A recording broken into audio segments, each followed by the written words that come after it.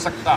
اس کی وجہ یہ ہے کہ جن لوگوں نے قرآن پاک میں غور و تفکر کیا ہے وہ اچھی طرح جانتے ہیں کہ کفار و مشرکین کا اپنے بتوں سے متعلق عقیدہ یہ تھا کہ وہ بتوں کو معبود مانتے اور ان کی عبادت کرتے تھے، جیسا کہ قرآن پاک میں ہے۔ بے شک ان سے کہا جاتا تھا کہ اللہ کے سوا کوئی معبود نہیں، تو وہ تکبر کرتے تھے اور کہتے تھے کیا ہم ایک دیوانے شاعر کی وجہ سے اپنے معبودوں کو چھوڑ دیں؟ اور اسی عقیدے کی بنیاد پر کفار بتوں سے اپنی حاجتیں طلب کرتے تھے۔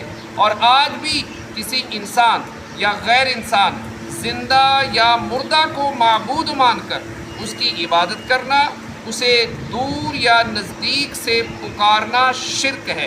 لیکن اگر کوئی یہ عقیدہ نہ رکھتے ہوئے، یعنی معبود نہ مان کر کسی کو پکارے یا ندا کرے، تو اس کے عمل کو مشرکوں جیسا عمل قرار دیتے ہوئے اسے بھی مشرک قرار دے دینا سراسر جہالت نہیں تو اور کیا ہے۔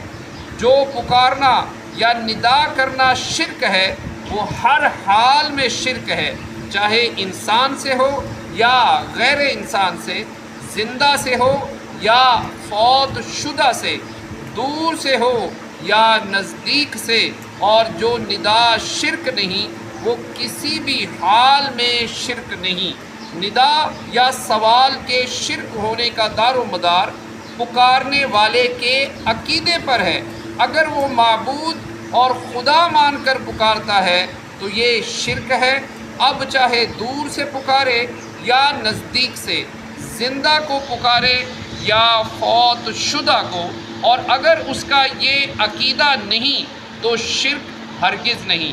لہٰذا رسول اللہ صلی اللہ تعالیٰ علیہ وآلہ وسلم کو پکارنا ہرگز شرک نہیں، کیونکہ کوئی بھی کلمہ کو مسلمان آپ صلی اللہ تعالیٰ علیہ وآلہ وسلم کو معبود نہیں سمجھتا اور نہ ان کی عبادت کرتا ہے، بلکہ ہر نماز میں وہ کئی بار یہ اعلان کرتا ہے کہ اشہد ان محمدن عبدہ ورسولہ، میں گواہی دیتا ہوں کہ محمد مصطفیٰ صلی اللہ تعالیٰ علیہ وآلہ وسلم اللہ عز و جل کے بندے اور رسول ہیں۔